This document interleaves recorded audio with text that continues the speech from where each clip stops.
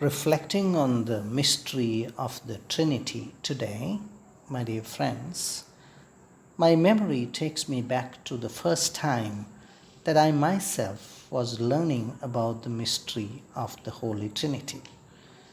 It was when I was a small student, child, and our teacher was a Catholic nun who was teaching us about the dogma of Trinity. She said, God is one and there are three persons. And we as students, not knowing what she was talking about, we asked the question, Sister, how can this be? God is one and he is three persons and he is still one. And then her answer was, my dear students, this is what you have to believe. You don't ask questions. So there went her understanding, her explanation of the mystery of the Trinity. My dear friends, we believe that God is the ultimate mystery. Now, what does it mean to believe in a mystery? The Greek word, original word for mystery, is mysterion. The meaning of that same word in English translation is to say that you believe in something that you will never be able to complete understanding, which means that you can always try to understand a mystery. So therefore, the mystery of the Holy Trinity can also be understood, can also be probed into, can also make it a transformational experience. Today in the world, there are so many Christian denominations. One of the doctrines that everybody agrees is the dogma or the mystery of the Holy Trinity. We may disagree on so many other things of our faith, but the mystery of the Trinity, we all agree.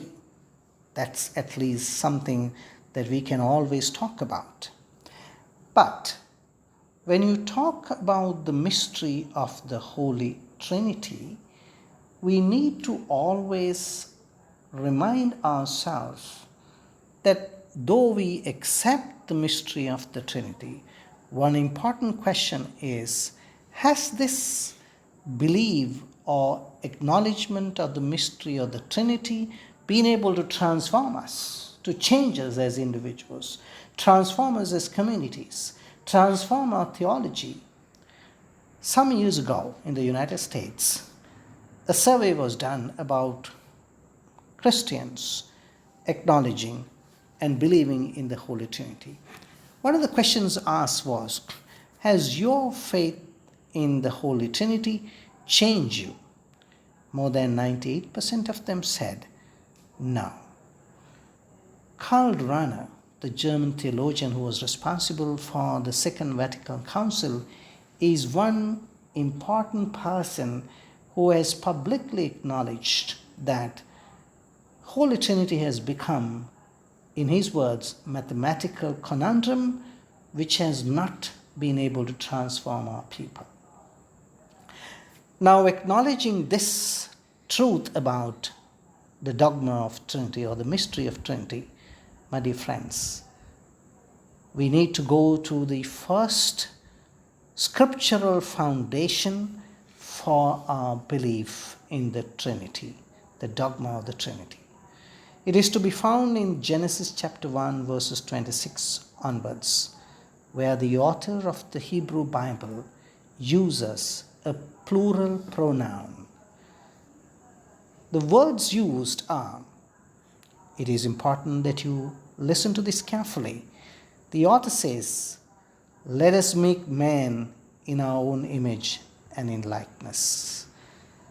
The author does not use the words, let me make man in my own image.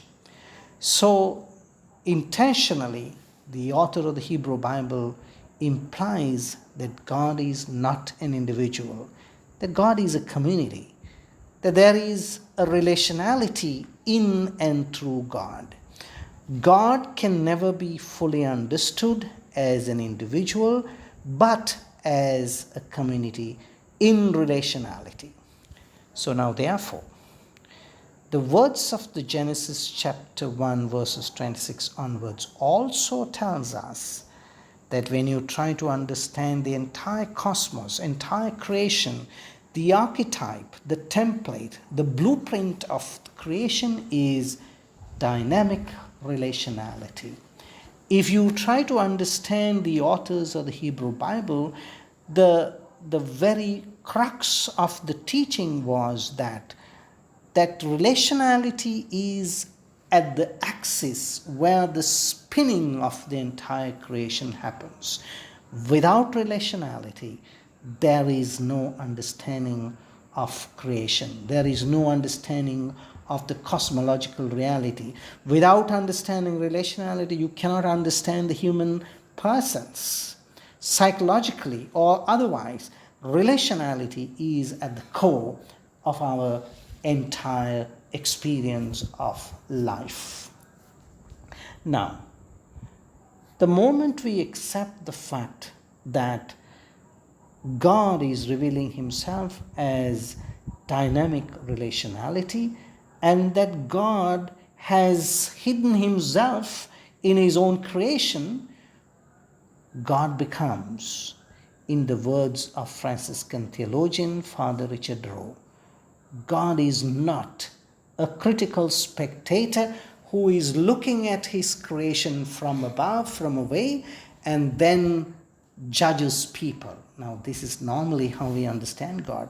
Most of us as Christians, we have been brought up to believe that God is someone who is out there, up there in heavens, the man upstairs as we call him. He will look at us and he will judge us, and he will be happy or unhappy depending on what we do. But if we change the understanding of the revelation of God in the Hebrew Bible, as we understand God as the center of his creation, at the core of the template or the blueprint of creation, then God becomes the ultimate participant in his own creation. In the words of St. Francis of Assisi, another saint of the church, who was someone who acknowledged this, who had a grasp of this truth of God as the ultimate participant, he was someone who was connected so much with God's creation, so much so that he said, the first Bible is creation of God. If you read the creation, if you probe into the creation, if you go discerning into the creation, you will recognize this relationality in creation. That's what Francis believed. Not only that, in the first few centuries of the church, the fathers of the church, in trying to explain the mystery of God, in their own articulation of their own experiences of the divine, they used a very specific word in Greek language, which is perikrosis. The translation of the Greek word is divine dance. So in other words, these fathers of the church wanted to tell the people at that time the mystery of God has to be understood as the one who is in this dance, because when you are dancing, even a serious person can become a funny individual when someone let loose his own image, his own consciousness, and then he takes on a different form. So therefore, the fathers of the church wanted to tell the people of faith that the Father becomes the Son becomes the Spirit becomes the Father and the Son. So God is this dynamic participant in his own creation. God is this dynamic dancer in his own revelation of himself to the people. And not only that, my dear friends, when you try to see the dynamism of relationality in the entire creation, it's even today very well known, even scientifically, that the soil cannot be there in existence without the animals. The animals cannot be there without trees and plants. The plants and the trees cannot survive without animals, insects, the flies, the little beings, the living beings that are there. So therefore, the relationality of creation, the relationality of the cosmic reality is another powerful experiential understanding of God. Today in the world, if you ever read any serious book on psychology, especially depth psychology, we can always find that in the depth of the human psyche, the mind that we call the psychological inner self that all of us have, deep within ourselves is the need, the desire, the ultimate hope, ultimate sustenance of any human being is relationality. We all are born to be relational. If you and I, as human beings, if you do not have relationships with the mother, the father, the brothers, the sisters, the teachers, the adults, those who are with us, that part of us which is looking for that relationality, if it is not fulfilled, then we cannot be normal human beings. Now, what are the greatest examples of knowing this relationality and understanding this relationality is to be studied in the life story of Carl Jung. Carl Jung was a contemporary of Sigmund Freud, who was doing this empirical scientific research on the human psyche. And he was not, of course, he came from a Christian family, but he became a non-believer almost, because he was very disappointed with the kind of Christianity that surrounded him.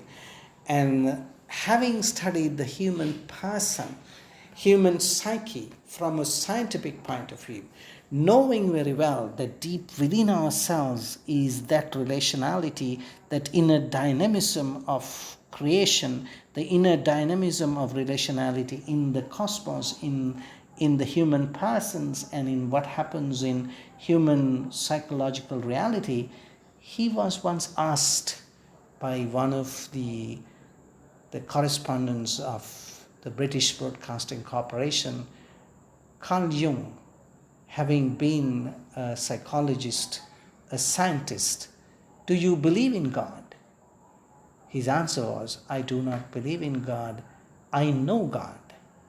Now, this answer is so profound because here was a man who saw the relationality in the human psyche, the work, the depth of the human person being completely controlled or shaped and molded by one's relationality. And knowing the depth of that inner psyche, he says, I don't have to believe in God, I know God. He is a man who had found the transformational experience of believing in God, the Trinity, the Father, Son, and the Spirit, who transform us if only we find that relationality within ourselves, in our human beings that we know, encounter, and also see the relationality of birds in the air, the animals in the wilderness, human beings in our families, in the skies and the waters. My dear friends, right now we are going through this pandemic everywhere in the world. Don't we realize that we are suffering this pandemic today because we are victims of the loss of relationality, the loss of the Trinitarian God who is hidden in creation. The loss of human relationships is also loss of God, the Trinity that reveals himself to us as Father, Son, and the Holy Spirit. Three persons, but one in being. Amen.